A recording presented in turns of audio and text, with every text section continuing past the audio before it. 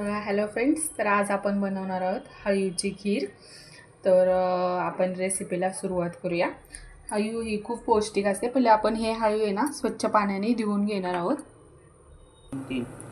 हे आपण चांगले पाण्याने धुवून घेणार आहोत. हे हळीव एकदम असे सब्जाच्या बियांसारखे असतात. ते पाणी टाकलं की लगेच असे फुलतात. त्यामुळे आपण हे धुवून घेऊया. बघा, आपण हे चांगले धुवून घेतले आहे. हे असे सब्जाच्या बियांसारखे लगेच फुलतात. तर आपण आता बनवायला स्टार्ट करूया.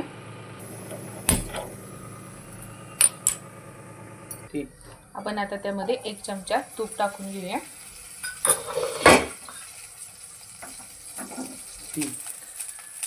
तर आपण हे काजू बदाम आता ह्यामध्ये थोडेसे फ्राय करून घेऊया. आता आपण थोडेसे फ्राय करून घेतले आहे. त्यातले थोडासा मॉइश्चर काढून घेतलेले आहे आपण त्यामधून. आता हे आपण ताटात काढून घ्या. हळीवची खीर खूप पौष्टिक असते. त्याने केस गळती, कंबरदुखी आणि खास करून मी ही खीर का बनवते तर माझ्या मुलीची हाईट वाढवण्यासाठी. म्हणजे हळीव खाल्ल्यामुळे हाईट पण खूप छान वाढते. तर आपण आता त्यामध्ये दूध टाकून घेऊया. पॅनमध्ये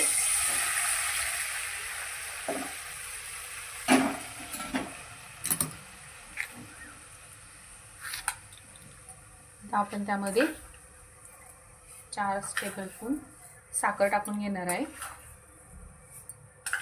तर तुम्ही हळीवची खीर ह्याच्यामध्ये पण बनवू शकता, खारीकच्या पावडरमध्ये. ज्यांना डायबिटीज वगैरे आहे अशा लोकांसाठी जर हळीवची खीर बनवायची असेल तर ते ह्याच्यामध्ये सुद्धा बनवू शकतात. खारीकची पावडर टाकून 3 टेबलस्पून खारीक टाकायची, किंवा गूळ पावडरमध्ये सुद्धा बनवता येते. पण मी आता सध्या तर साखरमध्ये बनवत आहे. साखरमध्ये थोडी चांगली चव लागते अजून. आता हे आपण भिजवलेले हळीव बघा, हे सब्जाच्या बी सारखे असे चांगले फुलतात. तर आपण त्यामध्ये टाकून घेऊया.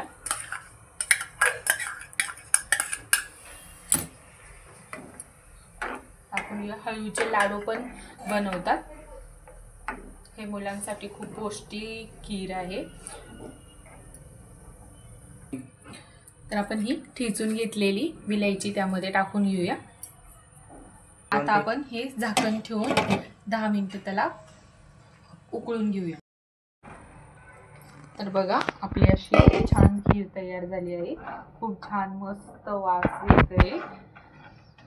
तर बघा, आता आपण त्याच्यामध्ये हे फ्राय केलेले काजू बदाम टाकून घेऊया आणि सर्व करूया.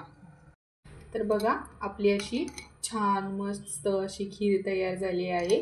तर तुम्हाला माझी रेसिपी आवडली असेल तर लाईक करा, शेअर करा आणि सबस्क्राईब करा.